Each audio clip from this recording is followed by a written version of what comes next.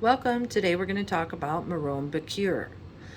The investigation tells us a couple of different things, but what we're going to focus on today is that she, according to her Instagram, I believe she's an Ethiopian model or something. I don't want to misquote, so sorry if I did. Anyway, little is mentioned about her during the investigation because she is said to have signed the non-disclosure agreements as with everybody else. Now, of course, you guys know by now that the reason they had everybody sign the non-disclosures is so these secrets couldn't be told. But it's over now. They're being told. So anyway, this is a picture of her next to obviously a picture of the alleged prince, and I'm going to show you a few more and we're going to carry on. There's a lot to learn about her. It's important to know, you guys, that this passport photo went viral. CNN had posted, I believe it was February 11th, 2/11 of 16, and I don't know how many of you are familiar with lace front wigs, but you can see how that's a wig. This is not Prince Rogers Nelson. And I also want to show you something else. You see this coat and this collar here? Check this out, you guys. This is an image that I snapped, I believe, prior to the internet being scrubbed last year. And this alleged prince is wearing that same coat as in the passport photo. But I want you to take a look at the little tum-tum and the little thighs and the little behind, okay? Go to my hashtag on Facebook, hashtag funky even when we ain't, and you'll see all this evidence. But check out that tummy and check out the fact that somebody said that this was Prince leaving the Jimmy Kimmel show. However, when have you ever known Prince Rogers Nelson to look like a 5 or 6 month pregnant woman? Okay? So again, CNN, which is owned by Warner Brothers, who Van Jones was a commentator for, and who Phaedra Ellis Lampkins took Van Jones' place at the place Green for All. Anyway, they're all owned by Warner Brothers and go back to the other White House at the Obama administration. Anyway, CNN promoted this 2/11/2016, same jacket, lace front wig. Just a few snapshots I put together from her Instagram or whatever, just to show you how the froze and lookalikes can work. I believe that I can prove to you that Meron, another assistant, was working as a full-time lookalike. And after you guys are done watching this video, I think that you'll be feeling me on watching the other ones, so check it out. Meron told me when she is working in Chanhassen, she sometimes stays at the Country Inn and Suites located there. She told me that she has a full-time room number 127 that is paid for by Prince. Now, according to the DEA on January 13th, 2017, as they were doing, the investigation, they did a subpoena to FedEx, and they wanted documentation of all shipping documents related to items being shipped to Country Inn and Suites in Chanhassen and related to Paisley Park between January 1st, 2013 and August 20th, 2016. And then, of course, they received back, they did the shipping air and shipping express and shipping ground, and they reviewed them and showed numerous items were shipped to Country Inn and Suites and received by an individual that was associated with Paisley Park. However, you guys, that's where they black out their names. Wherever you see these little spots right here, it's where they black out the person's name, okay? And the reason they do that, because this is from the DEA, the reason that they have those blacked out is, I want to jump over here to the Freedom of Information Act request that this individual did in 2018. During the Freedom of Information Act request, they gave him all the information except for 97 pages. And the reason that they said that they held or blacked out the 97 pages, this is the explanation of the exemptions. That means that they were able to black it out because B1A specifically authorized under criteria established by an executive order to be kept secret in the interest of national defense or foreign policy. You guys, that's a really big deal. If somebody requests a Freedom of Information Act request, that information is supposed to be public knowledge because no crime was committed, allegedly. So not only is it a threat to foreign policy under executive order, but that's why they're able to put these blackouts like this in the investigation and not tell the whole truth. You guys, here's Country Inn and Suites, and I want to share something with you. When you read the investigation, it says that they were unable to get clear shots of the door from the bank, and that the USB that they did take from the bank was very grainy, but that they did take one. However, this is a shot of a door that you can see. They were, you guys, I'm just showing you every little detail. They had all the time in the world to come up with an actual story, and this is what we get. So I need to clear it up for you. So anyway, Meron was staying at Paisley Park and, you know, the Country Inn and Suites, getting packages there, parading around, pretending to be Prince. Now, here is one of her tweets on January 16th. I want to take you guys on a timeline chronologically here to show you that she was, in fact, posing as him. Here, she's promoting the concerts, the Piano and a Microphone tour. Get your ticks here, peeps. Twitter. Now, let me share something with you. On 2/28/2016, that's when the alleged, I'll just say Prince, the alleged Prince was seen at the Oakland concert and doing the concert. That's February 28th, 2016. And that's important because that's when you remember seeing him look like this. That was at the Oakland game. Big sunglasses on, big wig. That could be anybody, you guys. Just because they say he was ill and got skinny, that could be anybody, okay? Anyway, the reason that that weekend is important is because there's the infamous spreadsheet that at 8:03, the alleged Prince was said to have given permission to Phaedra to pay out this $192,000 worth of fees. And if you look near the bottom, it says that Meron was paid from 2/13/2016 to 2/26/2016. That's only 13 days, you guys. She was paid $6,800. The other thing that's relevant is that Kirk Johnson, KAJ Productions, was paid $9,286.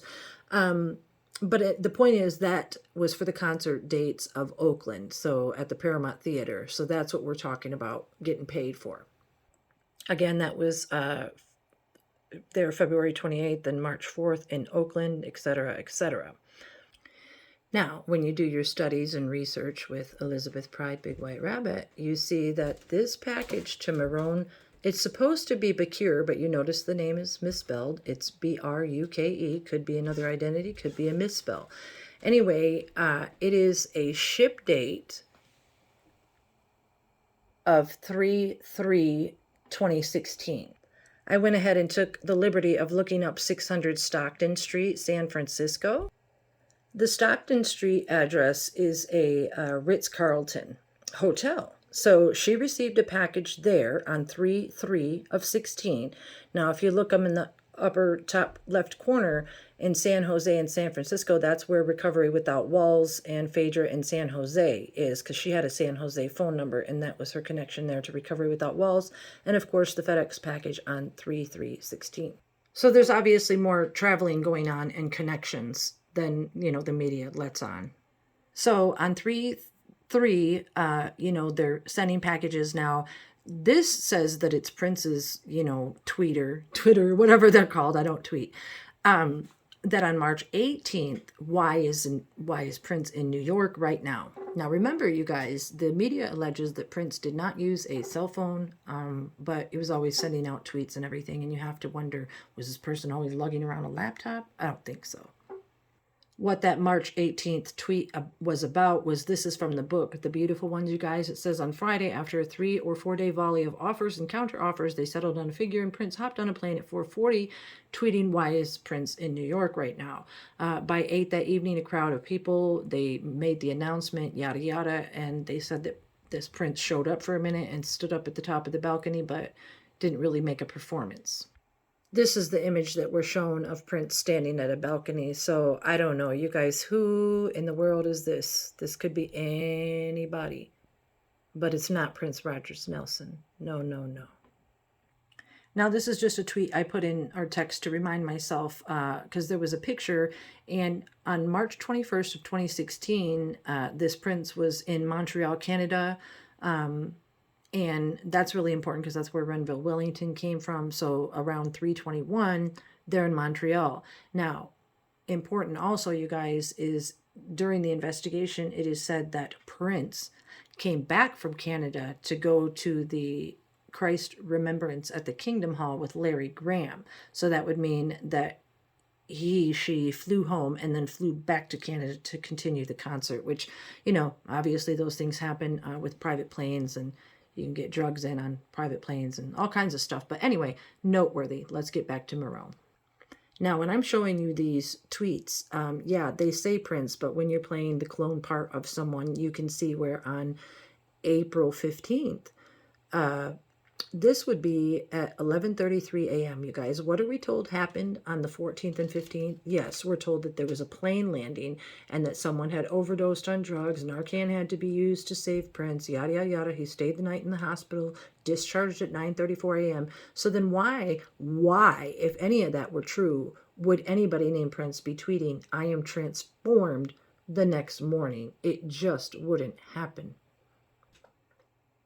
What I'm saying is with all the pharmacology that Andrew Kornfeld was practicing, they were actually doing, things with the consciousness and drugs to put the intellectual property of Prince Rogers Nelson into the clone lookalike, who I believe Meron was playing. So anyway, April 16th, you guys, noteworthy day also, because she's posting after the airplane landing in Moline, after the hospital stay, after whatever, she's posting, "That's how we roll. Great team. Thank you." Now, it's also very important to notice that she's at Electric Fetus in Minneapolis, Good Peoples. That's important because if you watch the other videos on Josh and Hannah, they all mentioned that Judith Hill mentioned that the son of the owner of Electric Fetus came to the concert on the 14th. They're texting about it here, and then they text about it again on the 18th, and Electric Fetus has a special drug meanie. That's my point. Anyway, if all that stuff went down and they were so concerned about Prince and his dying and his health, why was she tweeting this on the 16th? Right, you guys? Right. Now, even if it did go down that way, you guys, here on April 1st, Hannah is posting "God's not dead. He's surely alive." And Meron is posting "Truly and surely." So, yeah, all interesting little tidbits. Here's what I'm talking about. On April 16th, another tweet. This was the day of the alleged Paisley Park After Dark party to show that everything was okay. "Please support your local record store today." Clears throat to attract attention. Electric Fetus. They're making a call for drugs, you guys. That's just how it works. You like I always say, the people in the know will know. So then playing controversy, doing all these things on the 15th and 16th after the airplane landing, just to show that everything is okay. Right. Now, also on the 16th, you guys, there was a tweet that was made, Paisley Park After Dark dance party, where to give thanks for all the good weather, love, and support. And then that one was, they went and deleted that, I think, to hide the picture of the party. And as I mentioned here on April 18th, electricfetus.com, they're just making another call for them. That is what my hypothesis is anyway. Now, before I get to the email on the 19th, I want you to hear, and please listen closely to what Kim Pratt, the limo driver, said that they did on the 19th. In there in the conversation, but he had dinner and I don't know if it was an appetizer or whatever with a couple of friends. And then from there, we all went out to the movies in Edina. He would frequently rent out a movie theater, and then we would all go in and watch the movie with him. It was like a family, really. And then I took him home, and that was Tuesday morning. He died, Thursday? So this was Tuesday morning by 2 a.m., I believe I dropped him off. And his assistant was with him, Meron Bekure. Yeah. And I dropped her back, I think, at the hotel. And then. Now, she said that she picked up Prince on the 19th. They went out to dinner. They listened to somebody play at the Dakota Jazz Club. Then they went out to her story is that she picked up Prince. They went to watch a new musician play, and then she took Prince over to somewhere to eat with Josh and Hannah and the family, and that then they rented out the theater in Edina. And then she dropped Prince off, and then she dropped Meron off by 2 a.m. That is what she said, okay? Now listen to this version. Jim, I mean, his frequent places that he loved to go, and I was with him Tuesday night before he passed. Tuesday night before he passed. She literally just said Tuesday night before he passed. Continue to listen, please. To go, and I was with him Tuesday night before he passed.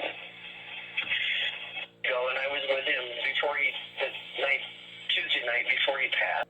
This is what Pratt had said. She said that she picked him up on the 19th, brought him to the Dakota Jazz Club where he watched an up-and-coming jazz artist, that Prince was excited to have the artist perform at the summer concert, that after the performance she drove to the Calhoun Beach Club where they had dinner with Meron, Hannah, and Josh, and they all went to the Edina Theater where Prince rented out the entire theater so they could watch a movie with him. And then they dropped him off at 2 and dropped off Meron, blah, blah, blah. So do you see the contradictory stories, how she said about the 19th? Now remember this before we go on. Remember the prescriptions that I mentioned in Dr. Boo's video that she wrote on the 19th that were found discarded in the trash outside of Paisley Park? The 18th and 19th have a great deal of discrepancies. And before I go on with Kim Pratt, I want to show you something. So remember, Kim Pratt once said that Prince had died on Tuesday before he passed. I believe that's what she said. Now here we're shown the emails between this notorious JR, which they claim is Prince. They say that Julia Ramadan set up that email and that Prince used it because he was private. So where you see JR, that's actually Julia Ramadan, is what I am alleging. So let's assume Julia Ramadan and Natalia Phillips are talking. This is on the 19th, the same day that Kim Pratt alleges that they did what they did. So Natalia, Meron, JR are all talking, and then they're talking to Stella Blue, who is an alleged drug dealer in the investigation. Okay, but my point is this is on the 19th, and they're saying, sorry, fell asleep, it had been a long day. Look at the date here, you guys. It's 4/19/2016 at 20:53, which is 8:53 p.m.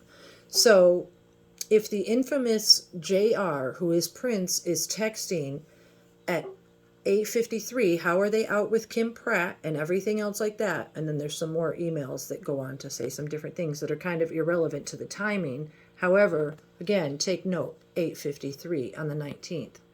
Also on the 19th, you guys, you see that Meron and this JR are talking, and Julia is saying, he wants me to sing The Most Beautiful Girl in the World for a Mother's Day special he's doing with Queen Latifah. And Meron responds, aw, cute, that's beautiful. Did you tell him you're grounded? Okay, so why would she say you're grounded? Because they didn't want them to be seeing this clone Prince in public. That's why. But again, remember, this is 4/19, the same night that they're getting drugs at CVS and allegedly going to these places with Kim Pratt. So, yeah. Now, I showed you that other email earlier, and this is how they do the the lies in the investigation, because on the other email, notice how Stella Blue is up there at the top, and then down here at the bottom, Meron is asking, pick up in the garage. Also, can we please get the groceries? Okay, so again, the Meron, they're talking to Stella Blue. If you read the investigation, that person is an alleged drug dealer, and then they're asking for a pickup in the garage on the 19th. Okay? Remember, the garage could be the same place outside Paisley Park where the drugs were found disposed of. I don't know. Anyway, Meron said the last time she saw Prince on the 20th was at Paisley Park Studios about 8 p.m. She said Prince went to his side of the building. They called it his side of town, and her and Kirk stayed till approximately 8:30. That's what she said, 8:30. Now, what's important, you guys, is on the 20th, she said that she arrived about 4:30. Okay, now let me say something first. Meron's whereabouts are never ever accounted for. When you read the investigation, like I said, she's reportedly signed a non-disclosure. Sometimes they say she talked to the cops, sometimes they didn't. But as I was able to put all these pieces together, she is always missing and never made accountable, and therefore I know that the things that I say are true. Anyway, she said the last time she arrived at 4:30 on the 20th that she was going to take this prince to the doctor.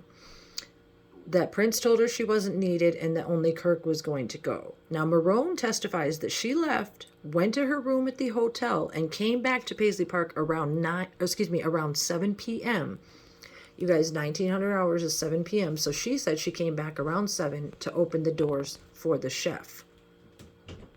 Now, though Meron said that she went back at 7 p.m. to let Ray Roberts in because that was the chef, Ray Roberts testified, you guys, that when they were sitting in the conference room, that they were mad because he was early and he saw Roberts arrive, because he had testified that he got there at 7:45 and Meron said that she was there at 7 to let him in. But Ray Roberts said when he got there at 7:45, he waited, and then Kirk and Meron pulled up, or Kirk and Prince rolled up at 8 p.m. waving him in. So again, Meron's whereabouts are never accounted for. So she just lied about what time the chef was there and what time he was let in. The story is, you guys, Ray Roberts says this, that Kirk was driving and the alleged Prince was in the driver's seat and he was waiting at the gate at 7:45. He said that Prince's window went down, that he waved him in, and then Kirk drove around to the back of the complex and then came through the front and let him in the front door. Now, that's relevant because here on the 20th, you guys, that last email, that's what I was talking about, from the notorious JR, which is Julia Ramadan, and or the one they're calling Prince. Could be Jewel Roberts too. There's those alleged initials. So anyway, to Phaedra saying that she could pay the $192,000. That's on the 20th. That is the last outgoing email from that alleged Prince at 8:03 after they entered. The interesting thing that the media doesn't tell you about, you guys, is that Meron goes on to send an incoming email talking about, let's try this water for a while. Let's try this water for a while. And when you read the investigation, Ray Roberts tells us that that was the bottle, the blue bottle of water to help with adrenal fatigue. There you go, aqua hydrate. They show it in the pictures. So what's interesting about this, you guys, is on 420, Meron says to JR, let's try this aqua hydrate. And then she sends an email to Ray Roberts asking for that blue aqua hydrate because it helps with adrenal fatigue, which, is a medical problem for drug addicts and people that are using pharmaceuticals like Andrew Kornfeld. So it's interesting that Meron is asking for that water, or telling, JR on the 20th about that water. And then those water bottles are found in the trash when they're cleaning up everything. That lets you to know that it is Meron that is drinking the water. Because Julia and Meron, they're both playing lookalikes. It's just what they do. And Natalia Phillips. You see how she's in here too, Natalia Phillips. After the 803 reimbursement to Phaedra, all of the emails are incoming. You see to JR, to JR, to JR, and none of them are returned. So we can assume that this person probably died or did something around that time. The other super relevant thing, you guys, is here where Kirk Johnson is emailing in because they knew this lookalike person was ill. Kirk Johnson to the JR, we have doctor working on all care needed in-house. That was at 3:41 a.m. on the 20th, you guys. So they want you to think that, Kirk Johnson, blah, blah, blah, blah. But he's emailing at 3:41 a.m. We have a doctor working on all care needed in-house. Now that's relevant because though we're talking about Meron, there's that email. And then there's also the bodyguard, Romeo Gaither, that's the name I was looking for. He is about to say that when he passed, it was like 3 something in the morning. Check this out, you guys.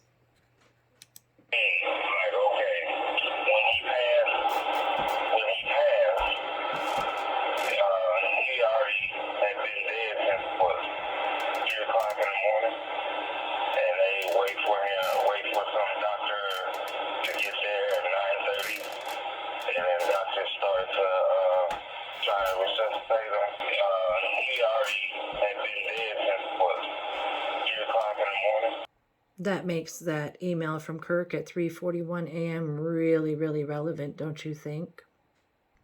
This is the story we're told, you guys. Meron said that she arrived with Kirk and Kornfeld at 9 to check on Nelson. Not Prince Rogers Nelson, not Prince, just Nelson. Stated Nelson was found in the elevator while they were looking for him. I asked again when they arrived at Paisley Park. He told me, this was Andrew, that they arrived between 9 and 9:15. I asked how long he was in the office before Prince was discovered. He thought it was 10 to 15 minutes. Andrew said Kirk left first, came back. Kirk looked nervous, like he had interrupted Prince. He believed Kirk found Prince first, and then Meron went with Kirk. He told me Meron was originally with him in the office when Kirk first went to go look for Prince. That's relevant, you guys, because later on during the investigation, well, right here, it says when deputies arrived, they found 6 other people on the premises, including Schulenberg, Josh and Hannah, Kirk, Meron, and Andrew.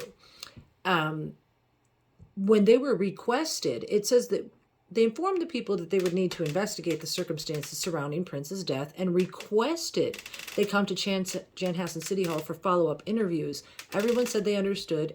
We requested they follow us to the City Hall in their personal vehicles.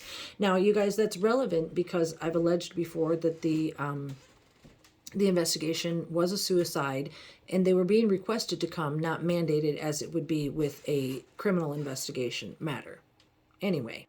Another detective testifies that when he arrived, one of the females who was wearing a white hooded sweatshirt right near the middle, you guys, was crying. She was later identified as Prince's personal assistant, Meron Bekure. So you imagine somebody's in the situation there. They have on a white hooded sweatshirt, probably have the hoodie on, and they're crying. You don't know who you're talking to. You really don't. So then later on, they meet with Meron at Chanhassen City Hall. Meron and 5 others came, blah, blah, blah. Here it says Meron got a ride from one of the others who were at Paisley Park. What's really interesting, you guys, like I said, they were allowed to drive their personal vehicles. They were allowed to sit in the same room together at the City Hall. They were allowed to make their stories. It's really contrived. Go watch the one on the witnesses that I made a couple months ago.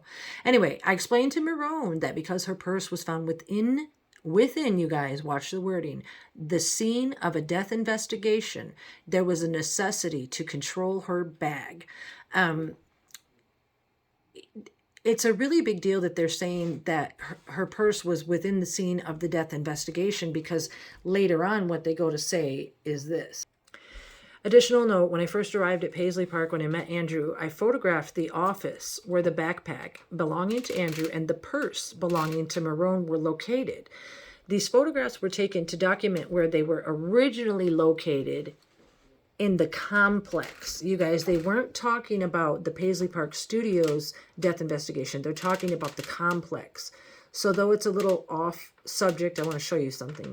Well, actually, before I do that, this detective asked about the business structure for Paisley Park Studios, trying to understand the business and who may have information about Prince or who controls Paisley Park Studios. You see how they reference them as 2 different places? Meron told me she and Kirk control the Paisley Park Studio part of the building, and the recording studio is operated by the NPG New Power Generation. Meron did not provide any information about any other person who may have had information. She denied she was aware of anyone else being on the property the previous night. So they refer to Paisley Park Studios and the Paisley Park Complex. Check this out. First of all, you have 2 different entrances, the truck entrance and the main entrance. What I want to point your attention toward is this entrance right here. This is what they call the complex. And now you can see that when they had the mourners and everything set up on this side of the fence, it wasn't around the other side of the front of Paisley Park. It's around here by this part. Why? Because on that side of the building, which enters over here, is this carrier cooler refrigerated truck. And during the investigation, they mentioned the dual thermostats that Detective Johnson turns down. It's parked next to the tour bus in the back. That is where that entrance goes in, and that's what I believe they call the complex. Now, many times they talk about walking to a part of the complex where they had phone reception. Here's that on close-up. See how it says carrier up there, and it looks to be like welded and jacked up onto the building next to the tour bus? Anyway, that was during the investigation. Now, after the investigation during the remembrance, you guys, this is the same truck, but it's on tires, and they're getting ready to move it so that you know that whoever was living in the complex there, it's on tires and they're getting ready to move it. So, yeah. Again, you guys, these people were hired to play a part, and that is exactly what she's doing. I'm almost done, just a couple more tidbits. This is just one of the clues there that Omar, Prince's brother, Omar Baker, had said that both Meron Bekure and Kirk Johnson, not Kirk Anthony Johnson, but Kirk Johnson, were hired on as consultants. They're consultants or assistants. They're lookalikes. They do whatever need be done by the NWO, KKK, Phaedra, Ellis, Lambkins, Van Jones, wielding tools. Anyway, Omar believes that Meron or Kirk were the ones who were able to access Prince's Twitter, meaning that they would have been the ones who sent out the messages prior to Prince's death regarding wait to pray for me, etc., as they had access to his accounts. Omar was calling as he wanted me to be aware of the potential for foul play by Meron Bekure and Kirk Johnson. Now, also, you guys, a very rarely mentioned person is this person, Vera. She claims to own this CD place. After Prince died, she attended the memorial at the Kingdom Church, and she said that Meron, while in line to pay her respects, she saw her, said, "Hey, what's up?" That Meron acted surprised that Vera knew Prince personally. Vera told me that Meron told Vera that she did not have a signed contract for CDs. When I asked Vera what she meant, Vera explained that since Prince's death, she has a large amount of orders for Prince's music that she has not been able to fill because Meron has not been working with her. Vera implied that Meron was potentially skimming money from Prince, blah, blah, blah. So also that goes to explain why Meron's purse, when the detective explained to her that he had to search her purse, that she was found with $3,630 in her purse, and she explained that they were from the sale of picture books, Prince picture books. Sounds like she was selling an image, don't you think? Couple more things. I spoke to Detective Murphy by phone. He said the assistant to Prince, Meron Bekure, with a V, had declined to give a statement and wanted to leave. I told him to give her a ride to her room at Country Inn and Suites where she stayed and then bring her back to the studios. You guys, we're told several times that Meron declined to give a statement, yet we have the detectives giving comments about her, and I have an entire digital statement here, ICR number 160125559, where they talk to Meron. She spells her name, what's your middle name, last name, Bekure, your birthday.